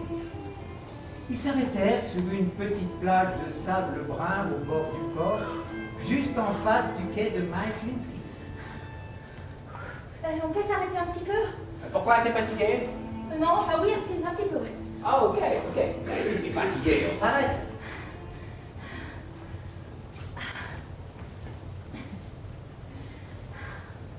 Anna et Sam se tenaient par la main timidement, sachant tous les deux qu'ils étaient sur le point de faire l'amour pour la première fois de leur vie à la lumière blanche, comme du soleil éclatant au soleil. Et, sans un mot, il dit: J'adore la rivière déserte. Je la contemple tous les jours. Je peux pas imaginer passer une journée sans la voir. Oh, c'est comme moi, chez moi à Gloucester. Je vais marcher tous les jours sur la plage de Good Harbor, quoi qu'il arrive. Gloucester te manque beaucoup, pas vrai? Ah oui, je crois bien que oui. Et surtout la nuit. Tu sais, j'adorerais voir Gloucester. Non, mais j'adorerais que tu vois Gloucester. Peut-être un jour, je pourrais t'emmener. Oh, j'aimerais tellement. Sans un mot, ils se couchèrent sur le sable, sachant tous les deux qu'ils se souviendraient de ce jour avec force pour le reste de leur vie. Ni l'un ni l'autre ne précipitait les choses. Tu sais, la plage de Good Harbor, c'est génial. Il y a un petit ruisseau à une extrémité qui passe sous un petit pont en bois. Et quand la marée redescend, tu peux surfer sur les vagues. C'est fantastique. Wie ist der Strand? Comment est la plage? Sandig? Felsig? Steinig? Strand, c'est la plage. Sandig? Sablonneuse. Ouais, la plage de Good Harbor, elle est toute zandig. C'est du zandig tout fin, tout blanc, tout doux. C'est super beau. Et toi aussi? Kann man hier ohne Gefahr schwimmen? Schwimmen, ça doit vouloir dire nager. Juste. Et kann man hier ohne Gefahr? Est-ce sans danger pour... Pour schwimmen. Oh, la plage de Good Harbor, elle est complètement sans danger pour le schwimmen. Ist dort ungefährlich für Kinder? C'est quoi ungefährlich? Sans danger. La plage de Good Harbor est totally ungefährlich pour les Kinder. Moi, j'ai commencé à schwimmen là-bas. J'étais un tout petit Kinder. Gibt es gefährliche Strömungen? Oula, alors attends. Parce que si ungefährlich, c'est sans danger, gefährlich, c'est dangereux. Qu'est-ce que t'es intelligent. Ouais, Selma me le dit aussi. J'aimerais bien rencontrer Selma un jour. Et puis Sam dit à Anna une petite vérité bien triste. Grand-mère Selma ne porte pas les Allemands dans son cœur. Elle avait des cousins allemands et polonais qui ont été tués par les nazis. Non, c'est terrible, pourquoi? Parce qu'ils étaient juifs. Je suis juif, rappelle-toi. J'ai oublié, je l'ai oublié. Je m'en fous que tu sois juif. Mon père aussi s'en fout. Mais pas moi. Non, moi je m'en fous. Mon grand-père Nathan était vraiment religieux. Il est mort il y a 2 ans. C'était mon meilleur ami. Enfin, avant toi. Tu me dis toujours des si belles choses. J'aurais aimé connaître ton grand-père. Ah, mais ça aurait marché entre vous, hein, parce qu'il y a beaucoup de lui en moi. Enfin, dis-moi, c'est ce que Selma me dit tout le temps. C'est pour mon grand-père que j'ai fait ma bar mitzvah. Oui, c'est quand un garçon juif, il devient un homme. Non, mais genre, un homme juif, hein, officiellement.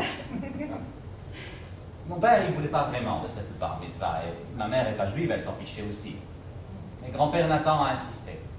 Grand-père Nathan, il disait tout le temps qu'il devrait y avoir des juifs sur la terre, quoi qu'il arrive. Et je suis complètement d'accord. Quand j'aurai des enfants, je veux vraiment qu'ils étudient l'hébreu et qu'ils fassent la bar mitzvah. Ah bah, je serais jamais contre. Vraiment? Ouais. Je crois que c'est important d'avoir une religion dans une famille. Chez moi, on n'est pas du tout croyants. Pas comme certains de mes copains. Et je sais pas, parfois je suis jalouse. Ce serait bien que mes enfants soient juifs. Ah oui? Ouais, pourquoi pas? Avant toi, j'avais jamais rencontré de juif.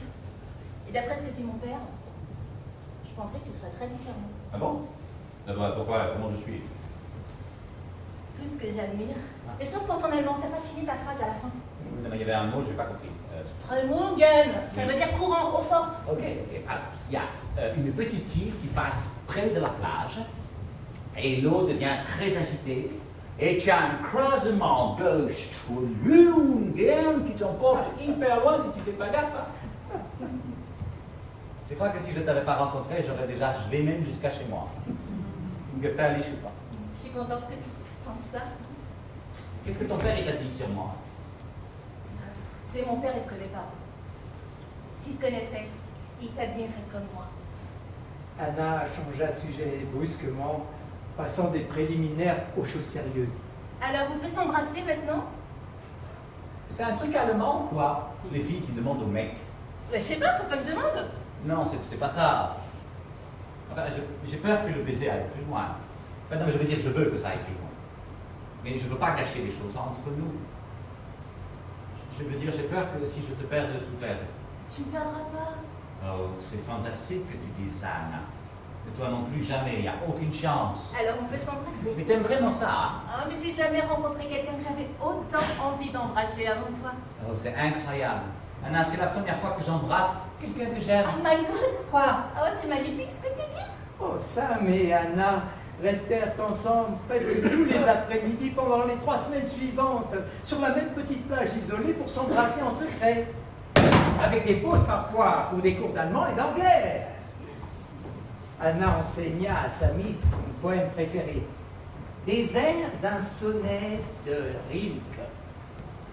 Unfast ein Männchen war und Kind hervor. Et elle était presque une femme. Aus diesem einigen Glück von seinem Lehr Elle naquit d'un beau chant et du son du lit, und glänzte klar durch ihr Frühlingsschleier. brillante à travers les voiles clairs du printemps. Machte sich im Bette in meinem Buch. Elle s'était fait un lit dans mon oreille Und schlief im Meer? et dormait en moi. Samy ne disait jamais à Anna à quel point son glace de Massachusetts natal lui manquait, ses camarades de classe, sa langue anglaise. Et Anna ne racontait jamais à Samy à quel point son père allait tous les soirs pendant les repas, pestant contre les nouveaux juifs d'Allemagne. Gustav Bisping avait promis d'aider à nettoyer l'Allemagne de ce qu'il appelait son fléau dégoûtant. Anna en savait suffisamment pour ne rien dire. Pas un mot. La situation sur les quais de Bremerhaven empirait chaque jour. Inspiré par le succès médiatisé de Mike Linsky, les ouvriers juifs commençaient à arriver en masse en Allemagne pour y travailler. Beaucoup prenaient en exemple Mike Linsky, qui était devenu le symbole du projet de retour au foyer. Mike était désormais le chef de 3 quais actifs, juste derrière Günther Friedlander lui-même. Ainsi, un bon nombre d'ouvriers juifs, plus d'1 millier de nouveaux citoyens en tout, vinrent directement à Bremerhaven pour vivre et travailler. Et tout nouveau citoyen prêt à travailler honnêtement était certain de trouver un emploi sur le quai de Mike Linsky, bien que cela signifiât presque toujours le déclassement d'un ouvrier allemand déjà en poste. J'ai convoqué cette réunion des chefs d'équipe parce que je veux que chacun de vous s'assure que les gars que nous licencions dans chacune de vos équipes sachent que leur mise à pied n'est que temporaire.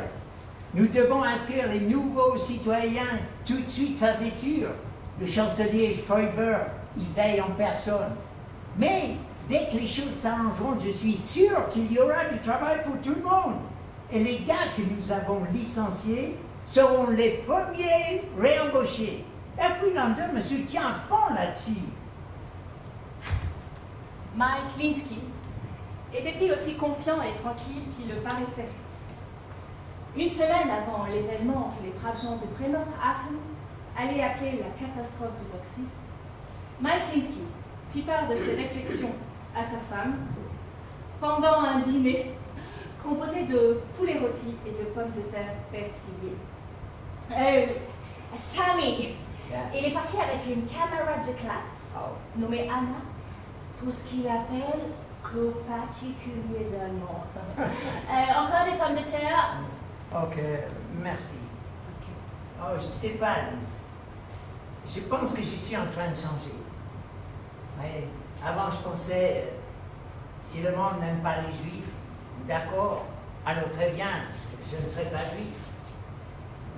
Et quand j'étais en 4e année, je rentrais à pied à la maison et les enfants de l'école des sœurs de Sainte-Anne sautaient de derrière ce gros buisson et m'attrapaient en criant « Vous les juifs, vous avez tué Jésus! Vous les juifs, vous avez tué Jésus! » C'était comme une blague.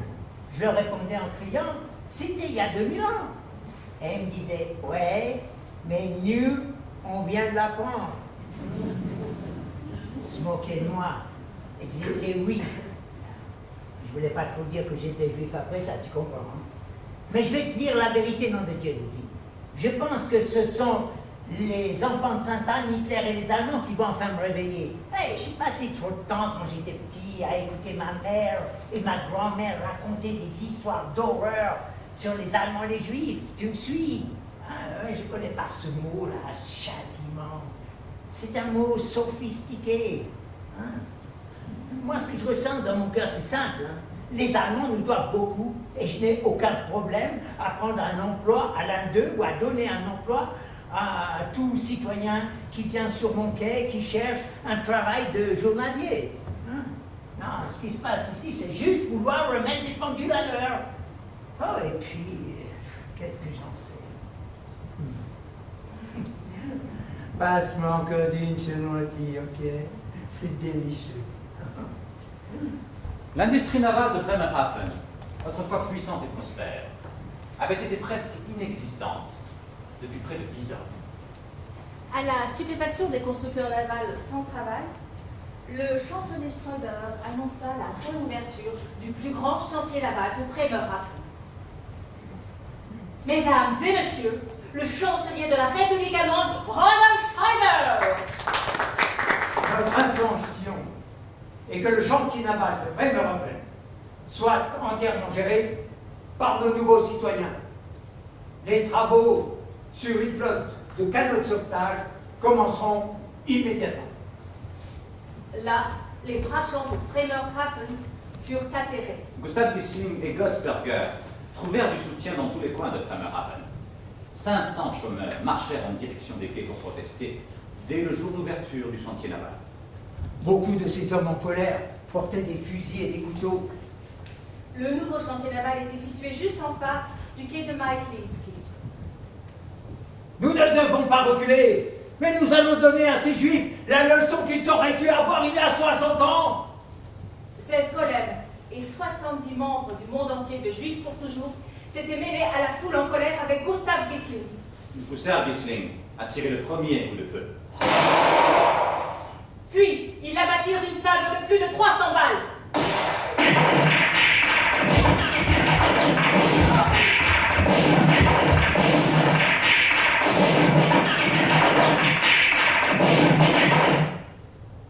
La foule en colère s'arrêta figée, abasourdie par la mort sanglante de Gisling, et les 70 canons de revolver maintenant pointés sur eux. Rivka Borenstein annonça: Nous avons tué votre chef et nous tuerons tout homme, femme ou enfant qui sortira une arme à feu, un couteau ou même poussera un cri de colère. Rentrez chez vous et nous vous laisserons tranquilles. Les Juifs victimes du passé sont morts. Nous sommes les nouveaux Juifs du monde. Si vous nous menacez, nous vous tuerons sans hésitation. Tous les hommes et les femmes de la foule en colère entendent dire parfaitement les mots de Rivka. Tous quittèrent le chantier naval et rentrèrent chez eux. Gustav Gisling était mort. Et juste de l'autre côté de la rivière Weser, en face du quai, sur une minuscule plage de sable brun, Anna Gisling était morte aussi. Alors qu'elle et Samy faisaient l'amour, la vie d'Anna fut arrêtée par une seule balle perdue, comme les balles le font dans le cœur et la tête des innocents. Peut-être était-ce une balle destinée à Gustav Gisling. Peut-être était-ce une balle du propre pistolet de Gisling. Nous ne le saurons jamais. Anna, qu'est-ce qu'il y a, Anna? Lorsque Samy retourna le corps sans vie d'Anna, il y avait une énorme tache de sang sur sa robe, juste au-dessus de la poitrine. Anna!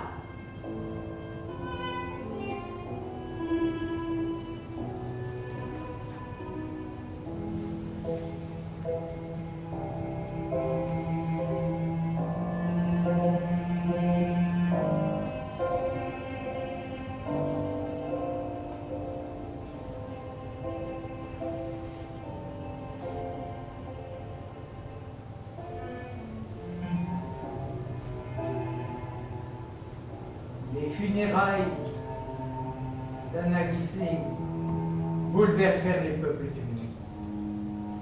Sa mort fut comparée à une autre jeune Anna. Anna Frank. Et encore une fois, les mêmes mots angoissés furent murmurés à travers le deuil, à travers les larmes. Tragique, unbrauchbar, Inutile, Useless. undenkbar, impensable. Thinkable. tragique. Tragic.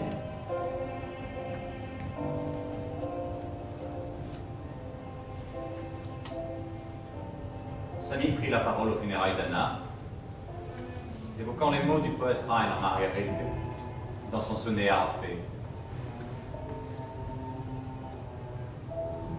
Und fast Elle était presque une femme. Menschen war zum Kinderfach. Aus Elle diesem naquit d'un beau chant einigen Glück et du son d'une lyre, und seinem Lärm. brillant à travers les boîtes Durch claires du printemps. ihre Frühlingsschleier. Elle Macht s'était es fait un lit dans mon oreille besser in meinem Ohr. et Und dormi en schliefen moi. mehr. Pour toujours. Et jamais. Les cendres d'Anna Gisling furent dispersées sur la rivière Weser. Samy retourna à Gloucester le mois suivant, vivre avec sa grand-mère, qui n'avait jamais douté un instant que quelque chose de terrible se produirait si son fils Mike partait avec sa famille en Allemagne. Mike Linsky devint l'associé commercial de Gunther Friedlander et finit par avoir le contrôle majoritaire des docks de Bremerhaven, employant presque exclusivement des nouveaux citoyens Streuber pour ce que l'Allemagne a appelé son quai juif. Lise et Mike restèrent mariés encore 10 ans jusqu'à leur divorce. Et Lise retourna vivre dans le Massachusetts, auprès de sa famille et ses amis. Mike se remaria 5 ans plus tard. Sa nouvelle épouse était juive allemande, une nouvelle citoyenne. À Hambourg, Pierre Chambray et Jacques Biostin vivaient ensemble dans un petit appartement chic, au-dessus de leur boutique de fleuriste. Marié. Ils restèrent fidèles l'un à l'autre, loyaux et amoureux, jusqu'à la fin de leur vie. Et à Berlin, après un an de visite quotidienne de Maximilian Silberstein à Uta Krebs, Uta rendit son dernier soupir. Après la mort d'Uta, Silberstein, ne voyant guère de raison de continuer à vivre, mourut aussi. Elsa Krebs enterra Silberstein à côté de sa mère. Ils restèrent ensemble côte à côte pour l'éternité. Et à Berlin, quelques mois après la mort du chancelier Sträuber, après plus de 50 tentatives infructueuses, le gouvernement allemand dévoila son tout premier monument officiel honorant les morts juifs allemands de la Seconde Guerre mondiale, construit sur le Prinz Albrechts terrain, site du siège de la Gestapo, là où la tuerie avait commencé. Cette pièce n'a pas de fin. Heureuse ou triste? L'art n'a ni réponse, ni solution, ni résolution. L'art n'est que vision et prévision. L'art n'est qu'espoir, et encore plus d'espoir, encore et encore, malgré les circonstances, l'histoire. L'espoir que la vie future pourrait être meilleure que celle qui est déjà passée. Avec l'espoir, il y a une raison de continuer. Cette pièce a été écrite avec un amour particulier pour les Juifs et pour les Allemands. L'histoire qui est écrite ne peut être changée. Mais le futur maintenant, c'est nous qui l'écrivons. C'est le moment de se comprendre, de se donner la main, d'avancer, de pardonner et de ne jamais oublier. Nous, les acteurs, faisons 2 pas en avant pour saluer.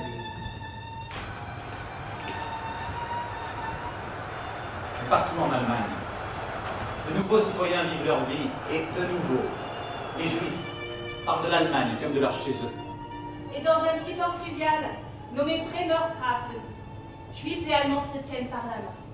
Ensemble, ils prononcent les mots Nimmer wieder, encore et encore. Nimmer wieder, Nimmer wieder. plus jamais, Plus jamais. Plus jamais. Nevermore. Nimmer non wieder. camas, Nevermore. plus jamais. Plus jamais. Plus Plus jamais. jamais. Et que comme nous dans le monde entier, Les êtres humains de toutes couleurs, de toutes religions, de toutes ethnies, se tiennent par la main et disent plus jamais.